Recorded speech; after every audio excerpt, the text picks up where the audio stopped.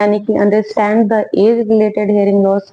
उम्र के साथ जो है हेयरिंग लॉस या बहरापन होता है तो उस क्यों होता है, उसके कारण क्या है, उसके सिम्टम्स क्या हैं, और अगर ये प्रॉब्लम होता है तो उसकी ट्रीटमेंट क्या है। यानी इस वीडियो में हम जो एज रिलेटेड हेयरिंग लॉस है, उम्र के साथ बहरापन है, ये सब कुछ डिटेल में जानेंगे।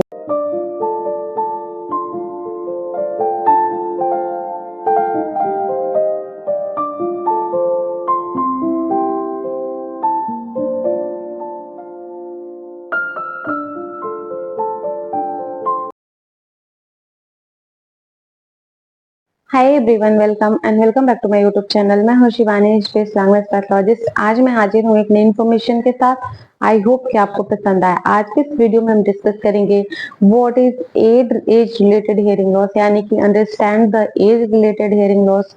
उम्र के साथ जो है हेयरिंग लॉस या बहरापन होता है तो उस क्यों होता है, उसके कारण क्या है, उसके सिम्टम्स क्या हैं, और अगर ये प्रॉब्लम होता है तो उसकी ट्रीटमेंट क्या है। यानी इस वीडियो में हम जो एज रिलेटेड हेयरिंग लॉस है, उम्र के साथ बहरापन है, ये सब कुछ डिटेल में जानेंगे। तो मैं इसी तरीके की वीडियो बनाती हूँ जिसमें कॉजेज होता है, ट्रीटमेंट होता है, सिम्टम्स होता है।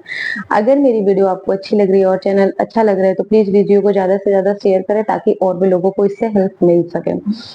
तो देर नहीं करते हैं, वीडियो में आगे बढ़ते हैं और जानते हैं understand the age related hearing loss. और इसको जो है एज रिलेटेड हेयरिंग लॉस को हम एक और वर्ड यूज करते हैं जिससे हम कहते हैं प्रेस्बाइक्यूसिस। अब हम डिटेल में जानेंगे इन सब के बारे में कि ये क्या क्या होते हैं। अब हम डिस्कस करते हैं व्हाट इज प्रेस्बाइक्यूसिस। प्रेस्बाइक्यूसिस को हम एज रिलेटेड हेयरिंग लॉस कहते हैं, जिस जो कि एक टर्म है, ऑडियोलॉजिकल टर्म है, जिसे हम प्रेस्बाइक्यूसिस कहते हैं।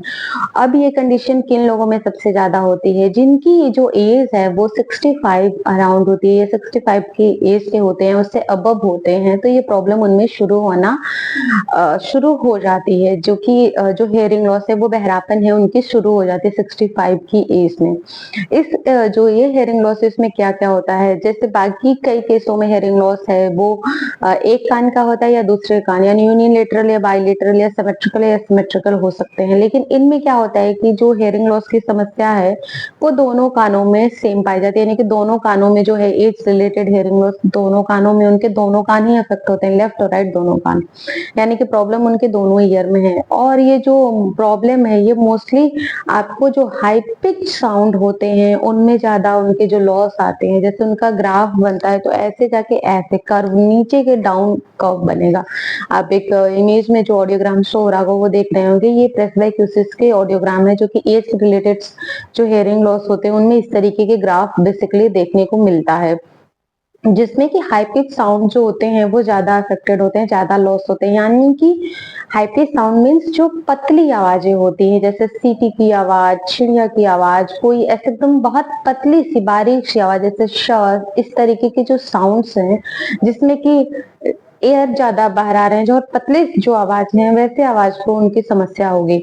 हियरिंग लॉस जो है वो हाई पिच यानी कि जो पतली आवाज है उनमें ज्यादा रहेगी कंपेयर टू लो पिच, यानी कि जो मोटी आवाज होती है, जैसे कि अभी मैं बात कर रही हूँ, भारी आवाज है, मोटी आवाज है, तो ऐसे आवाज में जो है उनको कम प्रॉब्लम होगा जितना कि उनको हाई पिच की आवाज में होगा। अब हम डिस्कस करते हैं causes of age related hearing loss. किन कारणों से ये एज रिलेटेड हेयरिंग लॉस होता है, ये सब कुछ हम अब डिस्कस करेंगे। रिलेटेड हेयरिंग लॉस के फर्स्ट कारण होते हैं कि जो प्रॉब्लम है वो इनर ईयर, यानी कि जो हमारे ईयर के थर्ड पार्ट होते हैं, outer ear, middle ear, inner ear, तो इनर ईयर में प्रॉब्लम होने की वजह से जो बहरापन है वो ज्यादा पाया जाता है। सेकंड कारण जो देखा जाए उसमें आता है हमारे कि अगर म्यूजिक जैसी नॉइसी एरिया में बहुत देर तक काम कर रहे हैं, जहाँ पे बहुत ज्यादा ज्यादा आवाज आ रही है, ऐसी जगह पर वो देर तक काम कर रहे हैं, तो ये भी एक कारण है कि एज उम्र के साथ उनकी जो बहरापन की समस्या है वो सबसे पहले आए। इसके बाद जो देखा जाए वो प्रॉब्लम मिडिल ईयर की भी समटाइम हो सकती है कि मिडिल ईयर में कोई इन्फेक्शन लंबे समय तक चलता है तो हमारे इनर ईयर को अफेक्ट करता है। इसके अलावा जो हमारे ऑडिटरी नर्व्स होते हैं उनमें भी प्रॉब्लम होता है। ऑडिटरी नर्व्स में जो अगर नर्व्स में प्रॉब्लम है तो भी एज रिलेटेड हेयरिंग लॉस होता है। उसके अलावा देखा जाए तो नेक्स्ट हमारे हेयर सेल्स होते हैं इनर ईयर में, outer hair cells, inner hair cells. Inner ear की जो पैथोलॉजी है वो मैंने वीडियो में डिस्कस किया है। तो अगर जो है उसमें प्रॉब्लम हो रही है तो हम age related hearing loss expect करते हैं, यानी कि एज रिलेटेड हेयरिंग लॉस होती है। इसके साथ साथ ही उम्र के साथ जो एजिंग की प्रॉब्लम है, उसके साथ हार्ट दवाइयां या मेडिसिन लंबे समय तक चल रही हैं, जैसे कि टीबी की या किसी ऐसी दवाएं लंबे समय तक चल रही है, तो बहरापन होने के हायर चांसेस हैं।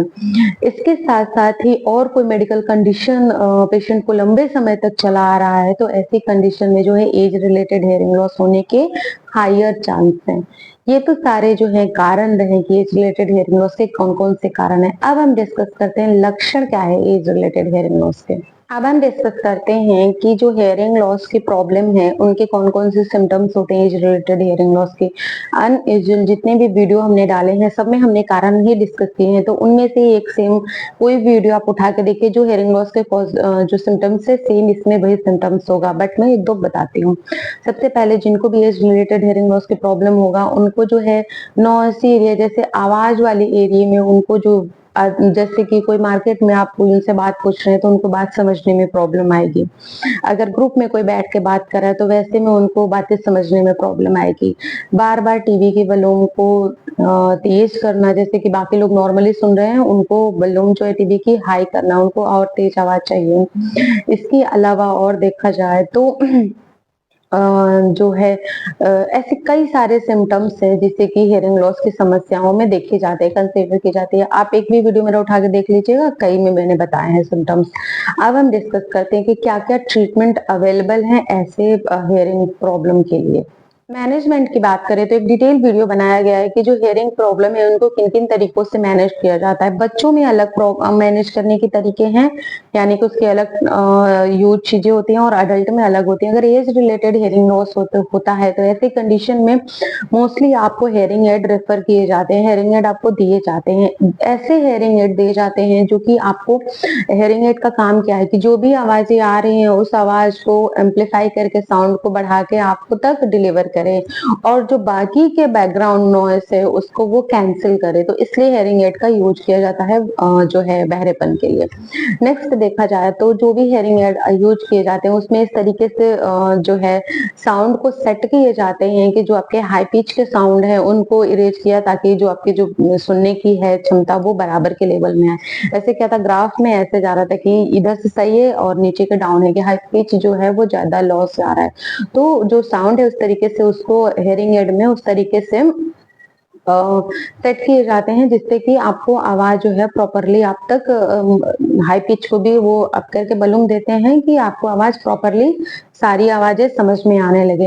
इसके अलावा जो है असिस्टिव लिसनिंग डिवाइस के भी यूजेस होते हैं, तो आप जिस भी कंफर्टेबल हैं, जिस डिवाइस के लिए आप कंफर्टेबल हैं वो आप यूज कर सकते हैं। और डिटेल में जानने के लिए आप ऑडियोलॉजिस्ट को, अपने जिस भी एरिया में रहते हैं वहां के ऑडियोलॉजिस्ट को विजिट करें, आपको सब कुछ शो क्लियरली बता देंगे। मैं इसी तरीके की वीडियो बनाती हूँ जिसमें कि कॉजेज होता है, ट्रीटमेंट होता है, सिम्टम्स होता है। अगर मेरी वीडियो अच्छी लग रही हो और वीडियो हेल्पफुल लग रही है तो प्लीज वीडियो को शेयर करें। मैं मिलते हैं नेक्स्ट वीडियो में, तब तक आप